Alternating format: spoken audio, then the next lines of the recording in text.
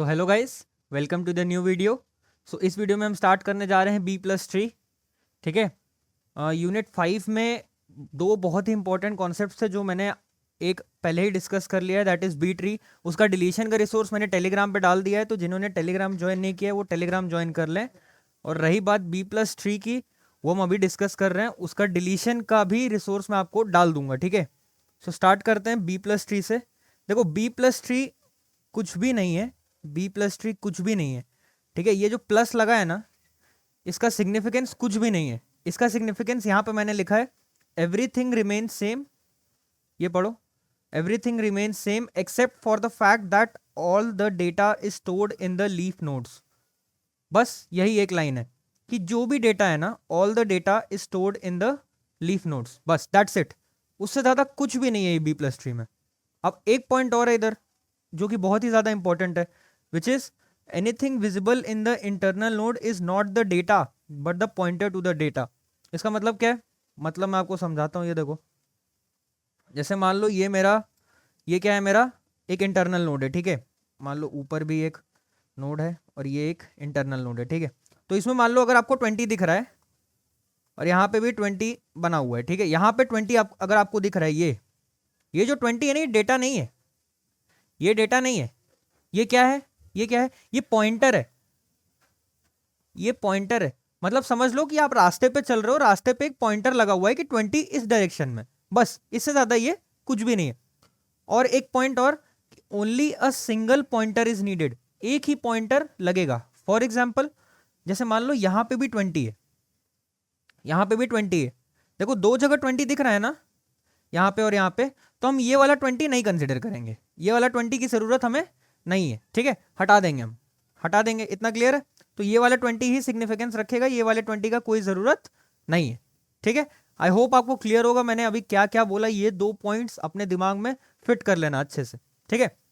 Start करते हैं B+3 के इंसर्शन से। B+3 का इंसर्शन देखो, ये आपका क्या है, PYQ लिया हुआ है मैंने।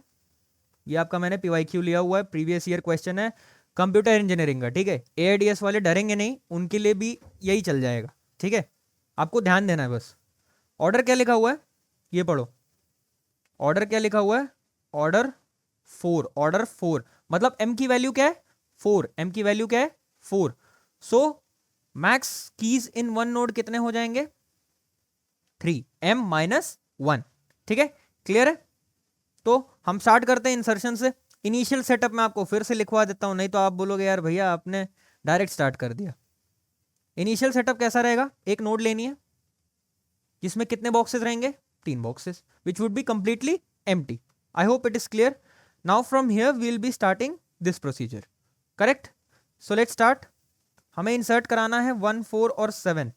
कोई ऐसा कुछ हाई फाई नहीं है इधर, तो 1, 4, 7 मैंने डायरेक्टली इंसर्ट करा दिया। एक चीज याद रखना, इधर भी असेंडिंग ऑर्डर का रूल मेंटेन करना है। ठीक है। इतना क्लियर है? तो 1 इंसर्ट कराया, 4 इंसर्ट कराया, 7 इंसर्ट कराया, everything is fine. Now we come to 10। अब मैंने क्या इंसर्ट कराया? 10। 10 देखो, 10 कहां पे आना चाहिए? अगर असेंडिंग ऑर्डर के हिसाब से देखे तो यहां पे आना चाहिए। क्या मैं यहां पे इंसर्ट करा सकता हूं? बिल्कुल भी नहीं इंसर्ट करा सकता। क्या मैं इंसर्ट करा सकता हूं? नहीं इंसर्ट करा सकता। तो क्या हुआ? ओवरफ्लो। ओवरफ्लो हुआ तो हमारा टेक्निक क्या था बी ट्री में? मिडिल एलिमेंट निकालो। क्या निकालो? Middle element. और उसको एक लेवल ऊपर ले जाओ और आई कैन से स्प्लिट कर दो। ठीक है। स्प्लिट करना मतलब एक लेवल ऊपर लेके जाना। अब प्रीवियस वाला एग्जांपल याद करो बी ट्री में, उसमें ऑड नंबर ऑफ एलिमेंट्स थे, इसलिए मिडिल एलिमेंट निकालना सॉर्टेड था। मिडिल एलिमेंट निकालना सॉर्टेड था। लेकिन इधर कितने एलिमेंट्स हैं यार? 4, विच इज इवन। अरे ये ध्यान देना कि ये पूरे को कंसिडर करना है आपको, ये पूरे को। आप ये मत बोलना कि नहीं मैं 1, 4, 7 में से मिडिल एलिमेंट निकाल लूंगा। नहीं नहीं नहीं, ये पूरे को as a whole node consider करना है और फिर उसमें से मिडल निकाल के स्प्लिटिंग देनी है। ठीक है। सो अब इसमें से आप मिडल निकालोगे तो दो पॉसिबिलिटीज हैं। कितनी पॉसिबिलिटीज हैं? दो। एक तो 4 हो जाए मिडल एलिमेंट। ठीक है। एक तो 4 हो जाए, दूसरा क्या? 7 हो जाए। तो यहां पे देखो मैंने दोनों केस बना रखे हैं।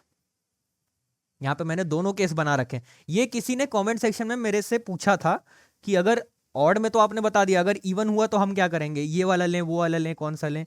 तो आप दोनों में से कोई भी लो, डजेंट मैटर। लेकिन आपने पहली बार में जो ले लिया ना, वही फॉर्मेट बाकी आगे वाले स्प्लिटिंग में भी हम यूज करेंगे, ठीक है। मैं बताऊंगा आपको क्या बोल रहा हूं मैं। सपोज मैंने 4 लिया, ठीक है। तो ये देखो 4 को एक लेवल ऊपर लेके जाओ, 4 को एक लेवल ऊपर लेके जाओ तो 4 यहां कहीं पहुंच जाएगा। ये देखो 4 यहां पहुंच गया। 4 के राइट में कौन होना चाहिए? 1। 4 के राइट में कौन होना चाहिए? 1। अब आप सॉरी 4 के लेफ्ट में कौन होना चाहिए? 1। 4 के राइट में कौन होना चाहिए? 7 और 10 होना चाहिए। लेकिन हम पढ़ क्या रहे हैं यार? हम तो पढ़ रहे हैं b+3, प्लस लगा हुआ है मतलब कुछ प्लस होगा इधर। क्या प्लस होगा? ये 4 देखो कॉपी बैक हुआ है, ये 4 देखो कॉपी बैक हुआ है। याद आया क्या बोला था? सेकंड पॉइंट याद करो, दिस वाज द पॉइंटर, क्योंकि root node is also an internal node, root node is also an internal node. ये जो होगा ये क्या होगा? डेटा, ये क्या होगा? डेटा, ठीक है। सो आपने जिसको ऊपर लेके गए ना उसका कॉपी नीचे लीफ नोड में दे दो, दैट्स इट, ठीक है। अब इस टाइप के ट्री को क्या बोलते हैं यार? Right biased tree. इस टाइप के ट्री को क्या बोलते हैं? राइट बायस्ड ट्री, ठीक है। अब आई बारी 7 लेने की। अगर मैंने 7 लिया तो क्या होगा? सेम टू सेम वही लॉजिक, सेम टू सेम वही लॉजिक। 7 के लेफ्ट में कौन आएगा? 1 और 4, क्योंकि उससे छोटा है, करेक्ट। और 7 के राइट में कौन आएगा? 10 आना चाहिए। ये देखो 10 आना चाहिए, 10। लेकिन प्लस पढ़ रहे हैं हम, b+3 तो कुछ प्लस होगा क्या? 7। पॉइंटर ऊपर लगा हुआ है, नीचे डेटा कॉपी हो जाएगा, क्योंकि लीफ नोड में ही सिर्फ डेटा एग्जिस्ट करेगा। ये आप हमेशा याद रखिए, ठीक है। सो मैंने केस कौन सा कंसिडर किया है? लेफ्ट बायस ट्री वाला। ये लेफ्ट बायस्ड है। आप एग्जाम में कोई भी बनाओ, डजेंट मैटर, लेकिन आपने अगर मान लो लेफ्ट वाला सेलेक्ट कर लिया मिडिल एलिमेंट, तो आगे भी जितनी भी स्प्लिटिंग करोगे ना तो लेफ्ट वाला ही सेलेक्ट करोगे। अगर आपने पहली बार में राइट वाला सेलेक्ट किया तो आप राइट वाला ही सेलेक्ट करोगे। आई होप क्लियर होगा मैं क्या बोलना चाह रहा हूं, ठीक है। तो मैंने लेफ्ट वाला सेलेक्ट किया है तो मैं लेफ्ट वाला ही बनाऊंगा। आप राइट वाला बना के अपने से चेक कर सकते हो, ठीक है। So let's begin. जब मैं 7 के हिसाब से स्प्लिटिंग करूंगा तो ऐसा कुछ स्ट्रक्चर बन जाएगा। आई होप आपको समझ आ गया होगा ये स्ट्रक्चर बना कैसे, ठीक है। आई होप इतना क्लियर होगा। Now we have to insert 17। 17 कहाँ पे होना चाहिए यार? 7 के राइट में या लेफ्ट में? 7 के राइट में, क्योंकि 7 से बड़ा है। 7 के राइट में ले आओ और 17 यहाँ पे इंसर्ट करा लो। करा दिया मैंने, clear. I hope 17 insert clear होगा। Now we talking about inserting 21। 21 कहाँ पे होना चाहिए? 7 के राइट में। 7 के राइट में कहाँ पे? असेंडिंग ऑर्डर, याद रखना असेंडिंग ऑर्डर। यहाँ पे क्या मैं करा सकता हूँ क्या? नहीं करा सकता। तो क्या हुआ? ओवरफ्लो हुआ। अब आप मुझे बताओ मिडिल एलिमेंट कैसे निकालोगे आप? मिडिल एलिमेंट हम कैसा ट्री बना रहे हैं? Left biased tree. हम कैसा ट्री बना रहे हैं? जस्ट अ सेकंड गाइस, मैंने शायद आपको उल्टा बोल दिया इधर, एक करेक्शन ले लेना। This is not the right biased tree, this is left biased tree actually. This is left biased tree and this one is right biased tree. This one is right biased tree, ठीक है। क्योंकि हम right वाला select किए ना, तो I hope आपको clear होगा। तो मैंने राइट वाला सेलेक्ट किया है, तो इधर भी कौन सा सेलेक्ट करोगे आप? हमारे पास मिडिल एलिमेंट लेने की पॉसिबिलिटीज कौन कौन सी हैं? 10 ले सकता हूं मैं और 17 ले सकता हूं। क्या मैं 10 और 17 में से कौन सा लूंगा? फिर 17 लूंगा, क्योंकि मैं राइट बायस ट्री बना रहा हूं, ठीक है। तो 17 को हमको क्या करना है? एक लेवल ऊपर भेजना है टू फॉर्म स्प्लिटिंग, ठीक है। 17 को एक लेवल ऊपर भेजा, तो 17 के लेफ्ट में कौन कौन होना चाहिए? 7 और 10। 7 और 10। और 17 के राइट में कौन होना चाहिए? 21 होना चाहिए। लेकिन हम पढ़ क्या रहे हैं? b+3, तो प्लस क्या होगा? 17 as it is copy back हो जाएगा, ठीक है। आप ये भी बोलोगे मेरे से कि यहाँ पे रखना है, मैं यहाँ पे रखना चाहता हूँ 17। मत रखो, क्योंकि मैंने जहाँ से भी जितने भी रिसोर्सेज से पढ़ा है ना, उन्होंने कभी भी यहाँ पे रखवाया नहीं है। और आपने एक्सपेरिमेंट किया, एग्जाम में गलत हो गया तो फिर कुछ बोल नहीं सकते, ठीक है। सो 17 हमेशा जो ऊपर लेके जा रहे हैं ना उसके राइट वाले लिंक पे ही रखो, ठीक है। Now we insert 31। अब 31 कहाँ पे इंसर्ट होना चाहिए? 7 से बड़ा है, 17 से भी बड़ा है, तो 17 के राइट वाली लिंक पे। सो 31 भी इंसर्ट हो गया। मैं ये थोड़ा फास्ट ले रहा हूं क्योंकि बी ट्री में आपको ये समझ आया है, वो स्प्लिटिंग का पार्ट कैसे करना है वो बस समझना इधर ज्यादा जरूरी है, ठीक है। So we come to 25। अब 25 देखो कहाँ इंसर्ट होना चाहिए? क्या 17 से बड़ा है? हाँ 17 से तो बड़ा है, तो कहाँ पे आएगा? राइट लिंक में आएगा। अब राइट लिंक में आया तो 25 की पोजीशन कहाँ पे रहेगी? According to ascending order. यहाँ पे कहीं होनी चाहिए, देखो मैंने मार्क करके बताया। क्या मैं इंसर्ट करा सकता हूँ? नहीं इंसर्ट करा सकता। क्या होगा? ओवरफ्लो। ओवरफ्लो हुआ तो मिडिल एलिमेंट निकालेंगे। अब मिडिल एलिमेंट कौन सा होना चाहिए? 21 और 25 दो पॉसिबिलिटीज हैं मिडिल एलिमेंट की। हम बना कैसा ट्री रहे हैं? राइट बायस ट्री। हम बना कैसा ट्री रहे हैं? राइट बायस ट्री। तो 25 ही हमारा क्या हो जाएगा? Middle element. आप याद करो मैंने हमेशा राइट वाला ही लिया है मिडिल एलिमेंट, तो मैं आगे भी राइट वाला ही ले रहा हूं। तो 25 मेरा मिडिल एलिमेंट हुआ, तो मैंने 25 को ऊपर एस्केलेट करा दिया एक लेवल ऊपर। तो 25 के लेफ्ट में कौन कौन आ जाएगा? 17 और 21। और 25 के राइट में कौन होना चाहिए? 31। लेकिन बी प्लस ट्री पढ़ रहे हैं तो प्लस क्या होगा? 25 as it is copy back हो जाएगा।